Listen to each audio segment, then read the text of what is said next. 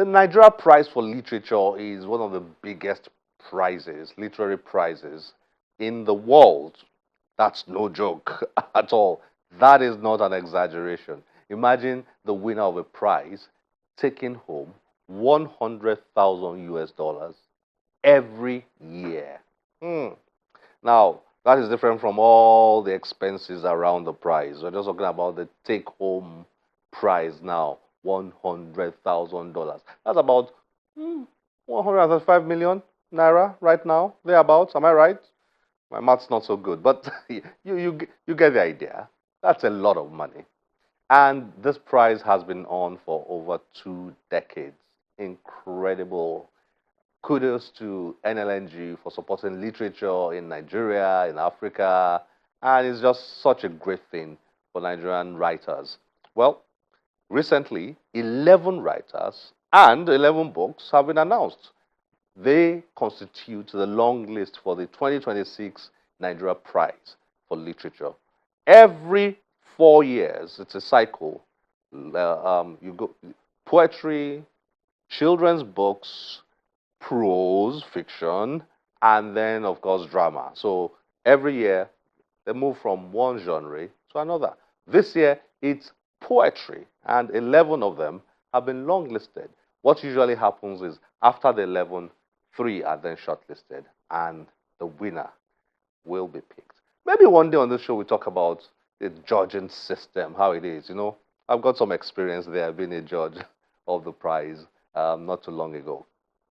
Well, at the unveiling of the long-listed writers, some young people were asked to read from some of the books, all of the books anyway, and not just read from them. Remember, it's poetry. They didn't just read from the books. They also performed as they read. And I sat there and I was just wowed. I was like, oh, we have such incredible young talent in Nigeria. Let's show you a bit of that. So enjoy this. If only you could walk softly with the inner edge of your feet, treading the path where shadows meet light, for the river that forgets its source dries up in shame, leaving bones of dreams bleached under the sun's unblinking eye. If only you could walk carefully with the outer edge of your feet, because your destiny is a fragile flame in the night storm. Guard it carefully, or the gust of folly will snuff it out, leaving you wandering in the cold void of what could have been. If only you could walk squarely on your feet. Try as you might. Some threads snap in unseen gales. The dream that falters is not defeat, but a verse rewritten in the book of endless figuring, where humility blooms anew. Yet, in this chilling dance of pursuit and peril, forget the misstep, for the final weave is not yours to command. Walk and fulfill the purpose etched in your soul's quiet core. For the wise man knows the journey's end is not the goal, but the careful grace of each step along the way. Nights. There is a party on every street corner. Even the dead cannot stop loving us. Night is a way out of the city. Money changes ends, and the man is being led down a dark alley. I, too, pay for sex. The ideal language is elegance. Here, we do not say thieves. We say fine boys. A taxi driver once told me, I have to ignore the city's history to love it. It was a wet day. Blood trickled down the windows of the taxi. The rain sounded like a cry. I cursed the driver's smile. The night, fine boys visited my house. My mother stared at their guns as if she has never seen one before. They forgot to conceal the Nigerian police force imprint, or they did not care. Over the phone, my grandma says she's dying. She's dying. And I almost forgot her name. When she says my name, she cradles its brittle neck. Her voice is trumpetful. How are you, Grandma? I'm fine. How are you, dear? I'm fine too. I am still practicing your trumpet laugh, Grandma. What are you dying of, Grandma? Old age.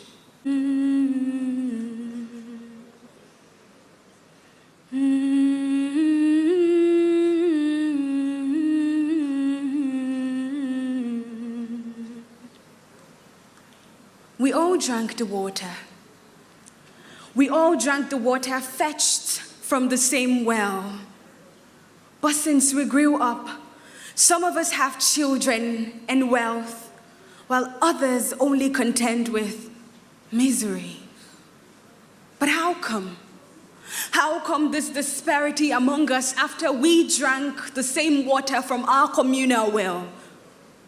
You see, my parents lost 3 boys before I came in, and they might have expected another casualty to be the invisible poacher's handiwork, but I survived. See, I survived to bury father and mother, and I wonder what they did otherwise for me to outlive their sorrows, and I may never know why.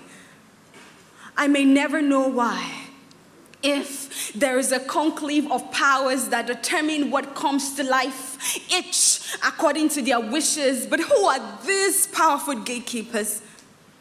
What womb vindicates their choice of what one would become? Oh, misery of born and unborn. What can I say about my choice? For what can I say about my choice? Some people are laughing, printing almanacs and bread leaflets with his corpse stomped. Every door I knocked unopened with a sadness that buried my own contemplation. Okay, there is a new nation, and the map lines drawn are frail at the seams of every corner. The white men have returned to their country and left behind a long hence to stir their own interest. We would have protected them. We would have protected them from their cannons, but all we asked in return is worship. He was a man. He was a man to be loved more in his absence. The sea is constantly throwing bodies to the shore. Minstrel of the old assemblies of God Church, she sang every day I knew her. Our songs were in our native dialect, Asan, and I speak a pale version of Asan, all thanks to Nene. English has ruined my tongue, tying it as a bow ties its prey.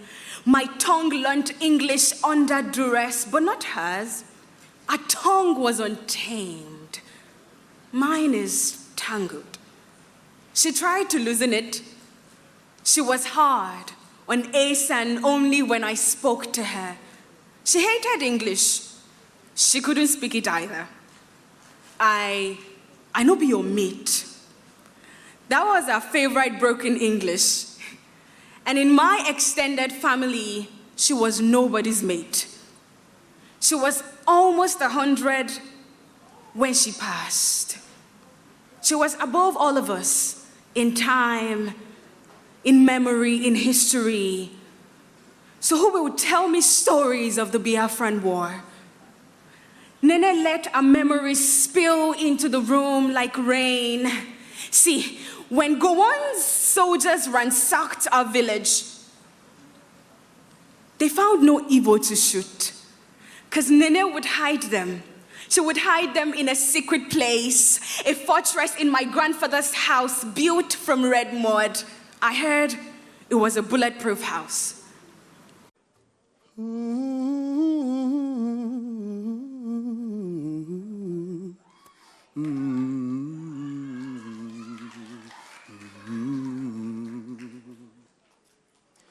Darkness thick like a wall of wet wool. I will be my own lamp shining in my belly, unseen by kidnappers of the soul who rejoice thinking they've killed me, thinking they've killed the light in me, burnt down the wick to make themselves the last beacon. Eyes closed, I will navigate my way to the star twinkling for me, saying, I watch over the night to keep the promise of dawn. An owl's hoot, hoop, hoop.